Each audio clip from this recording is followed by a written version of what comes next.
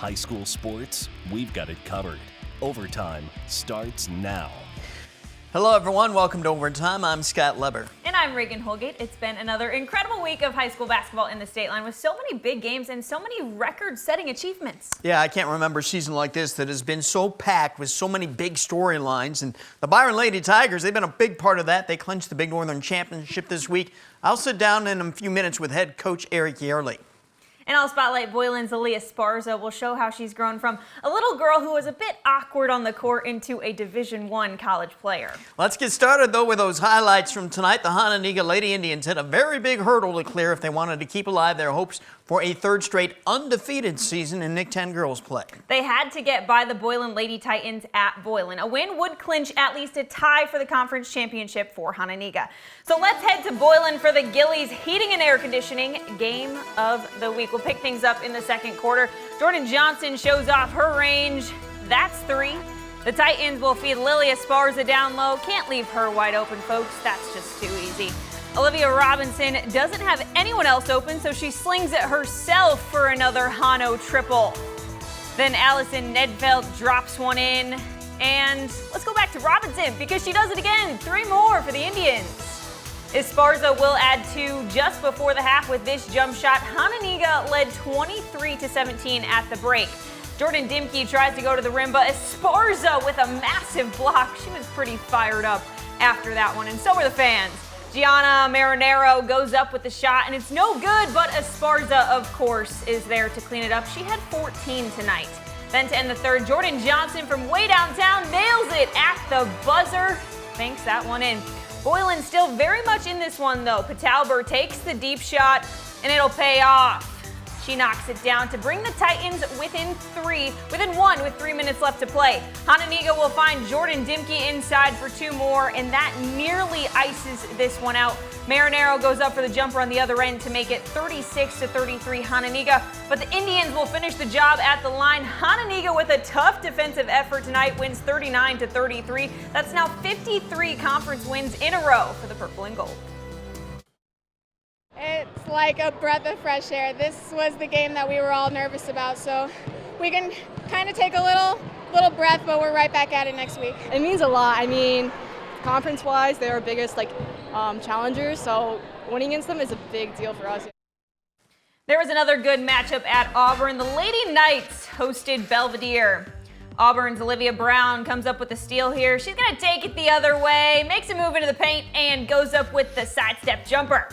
Later in the second quarter, Maggie Sternquist fires from range, and she lights up the scoreboard with 3 for the Bucks. The Knights and Ava Gray respond right away with another 3-point shot. And this one was turning out to be quite the game. Belvedere's Emma Pearson drives and sinks the pull-up jumper. Then Elizabeth Mueller drops in another 2-point basket for the Knights. A competitive first half, but Auburn pulled away to beat the Bucks 56-48.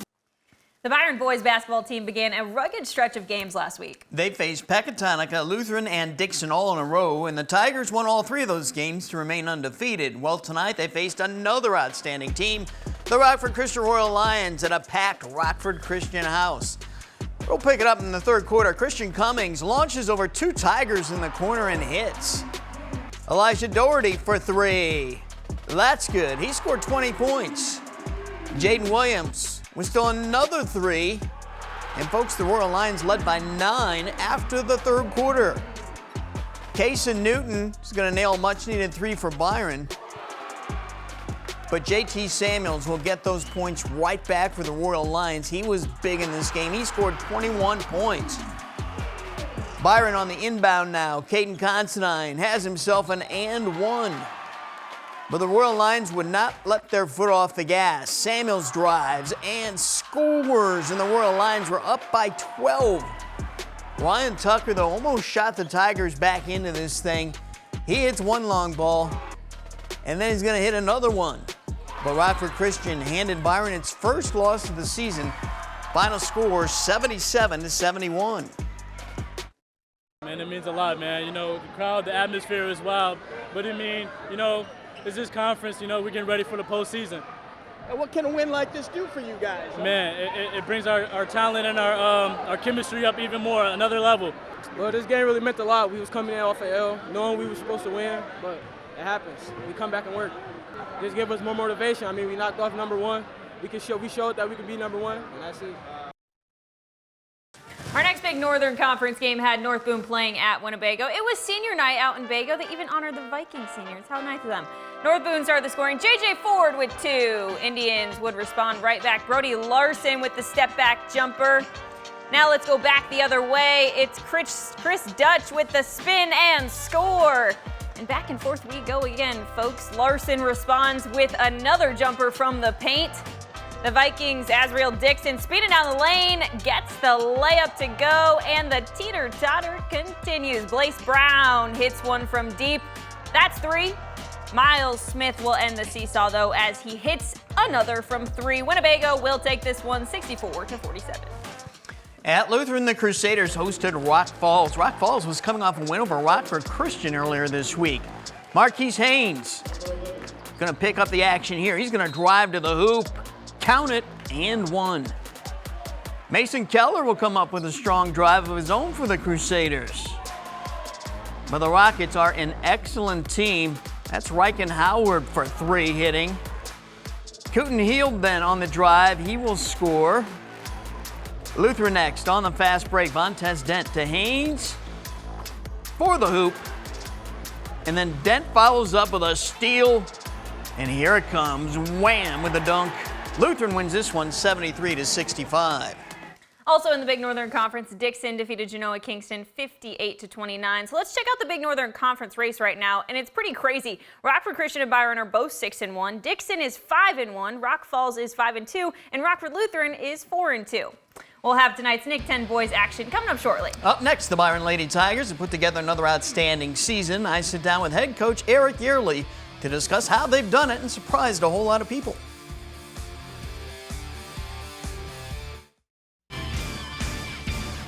The Byron girls basketball team finished second in the state last season in Class 2A, but after graduating 3 key starters, many people thought Byron might drop off a bit this season. Yeah, but here they are celebrating another Big Northern Conference championship. They finished off an 8-0 conference season this week. So let's pull up a chair with head coach Eric Yearley and learn how they made it happen.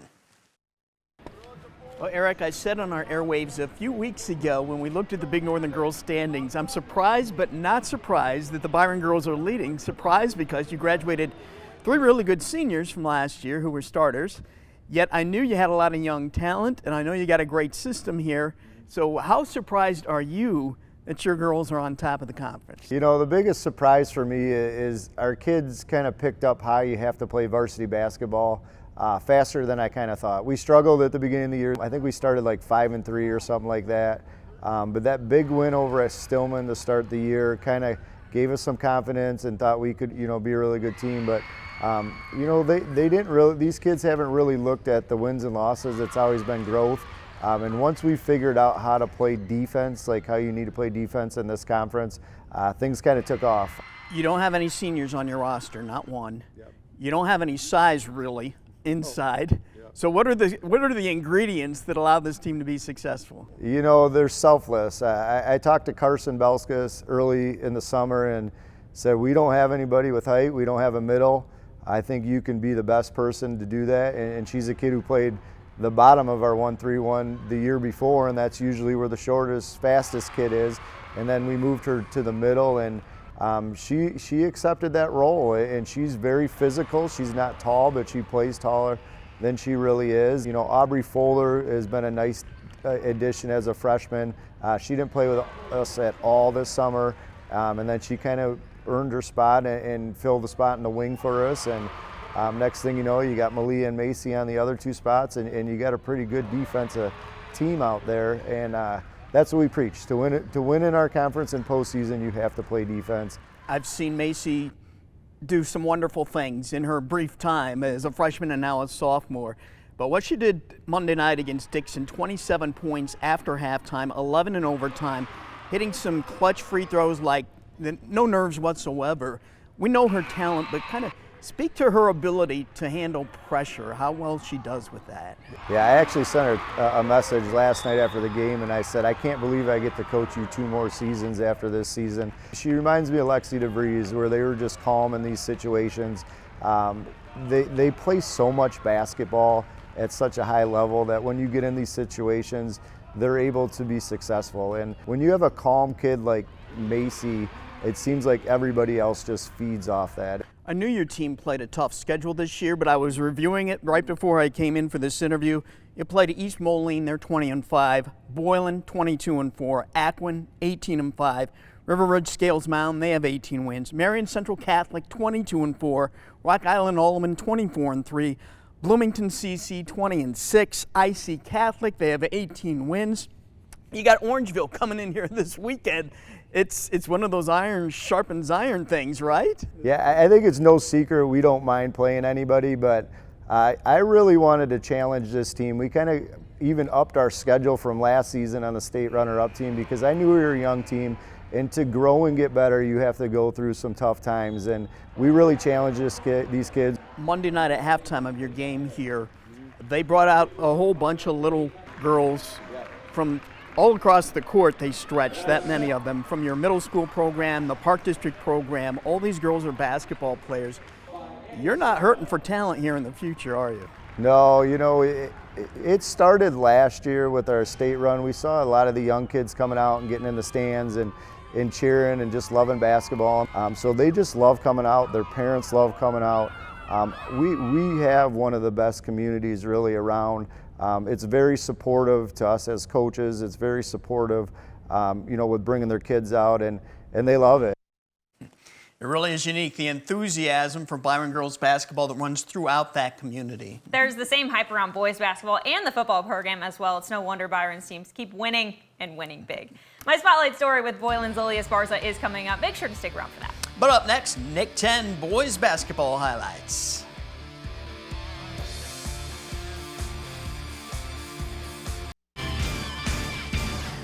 The Guilford Vikings clinched at least a tie for the Nick 10 Boys Championship earlier this week. They had tonight off, but there was still a chance that they could clinch the championship outright tonight. Auburn was the only team that still has a chance to catch them. The Knights had to beat Belvedere or the race would be over. So let's travel to Belvedere to see how this one played out with the Knights. Auburn here. Brian Harper gets the steal. He goes coast to coast and ends with 2 points for the Knights. The Bucks' Jace Diskin driving to the paint, spins and floats up the ball with his left hand and gets it to go. The Knights were Kim Cheney, goes in strong inside the paint, and he's good for 2. Now Belvedere's Dominic Alvarado dribbles by the end line, and Jason Dean fires the deep 3, and it's nothing but net. But Auburn beat Belvedere 87-41, so the Knights still have an outside chance of tying Guilford for the conference championship. There was a really good matchup at Jefferson. The Jayhawks hosted Belvedere North. Adam Brown going to inbound from the baseline. Watch him launch it over everybody down the court. Robert Kohler down there has it. I like that play. Jayhawks possession next. Keyshawn Stone shooting from the corner, and it's money. Thunder's Adam Brown next. Going to find Nathan Binkley. Binkley gives it right back to Brown. Brown finishes the give and go with the foul and 1. Zaire Hudson on the fast break, going through 3 defenders at a high speed, lays it in for the Jayhawks, but Belvedere North beat Jefferson 57-38. Well, Boylan and Hononegah squared off in Rockton. Taylor Castro made the drive up there, and she joins us now. Hi, Taylor. Hi, guys. These two teams were in the same boat. They had almost identical records, and they both badly needed a win. Hononegah was on a 4-game losing streak, and Boylan was on a 3-game losing streak. So one of those skids would come to an end tonight. Hononegah came out hot on their home court, landing Claudy with the no-look pass to Darian Tholene, who lays it in. Back with the Indians, and Braden Olson hits from behind the arc. Titans on defense, Luke Warner takes it away and lobs it across the court to Ryan Stark for an easy 2 points. Hononegah's Isaiah Huey bringing the ball out and taking care of things himself there in the paint. Huey finished with 10 points. Boylan with the inbound to Stark, and he'll nail this one for 3 of his game-high 13 points. Cole Warren responding with 3 of his own, and the crowd loves it. Claudy from downtown, and Hononegah went to halftime trailing by 1. The Indians would close out strong behind 11 points from Tholene. Hononegah beats Boylan 55-45. So the Indians improved to 6-8 in the Nick 10. Boylan will try to snap its losing streak when it hosts Guilford next Wednesday. Scott and Reagan. All right, thanks, Taylor. Our last Nick 10 game had Harlem taking on Freeport. A 1-point game coming out of the half. Kazion Moorhead adds to it with the steal and the score for Freeport. Now the Pretzel inbound finds Jaden Marion, who scores from the paint. Harlem not going away quietly, though. They never do. Timothy Wessels from underneath and one. Fired his guys up after that one. But Freeport says, I see it, and I raise you one, as Andrew Seward gets an and one for himself. 5 Huskies going to respond with a 3 here from Mateo Pereira. Nice shot there, but Kazion Moorhead and the Pretzels would start to pull away in the final few minutes with this contested basket, and it's polished off by one final block here by Jaden Marion. Freeport took down Harlem 57-46. Up next, it's our Overtime Spotlight segment. Lily Esparza has been a standout at Boylan for 4 seasons. We look back at how she came to be one of the Nick 10's all-time best players. It's nearly impossible for us to go without saying the name Lily Esparza on any given night during the season. But in sitting down with her, I found out that for most of her Boylan career, she felt like she didn't fit in. That was until a certain coach came along. It's our Overtime Spotlight segment, brought to you by Benchmark Exteriors. I kind of fell in love with it. I figured out, like, this is what I'm good at. To understand just how far Lily Esparza has come, we first have to flash back to her middle school days. I always say I look like a baby deer when I first started. Things have vastly improved from those first few pickup games playing against her dad in the driveway. I was super uncoordinated, like shooting the ball looked so ugly, running around, dribbling. I always remember being taller than like all the boys in my grade, and I was like, oh, this is really uncomfortable, but now it's better. Nowadays, being 6'2" plays in her favor, but she's able to do things that you normally see from a point guard. I know I'm mostly seen on the post down low. I can make my layups, everyone knows that, but I think like I can also shoot threes, I can also drive to the basket. Head coach Aaron Westland knows what a special player he inherited when he took over the girls program last season. It stands out what a great scorer she is. I mean, she fills up the stat sheets like nobody I've ever, and I've been around some good players, but like nobody. You know, she can do it all.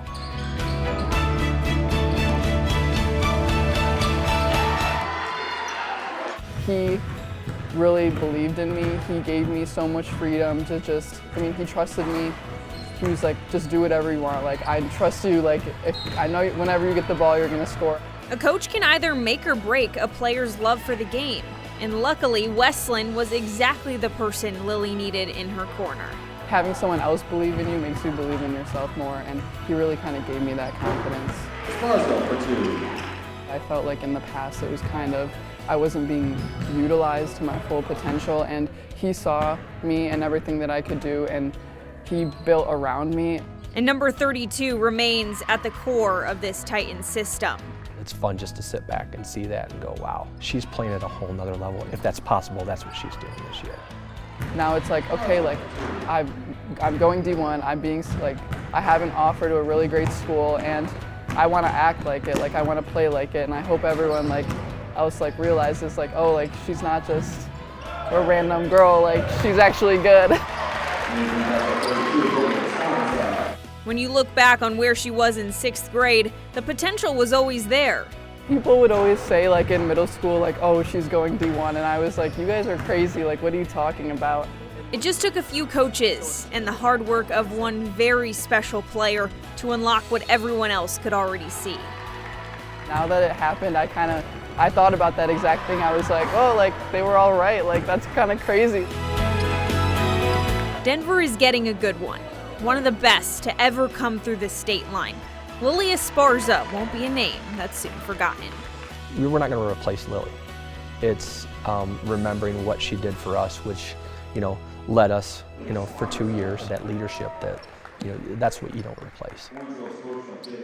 And you know, that player-coach relationship is so special, especially when a team starts to see the benefit of it, and that's clearly been the case with the Lady Titans over the last 2 seasons. And now we watch to see what's left for Lily at Boylan before she heads off to Denver.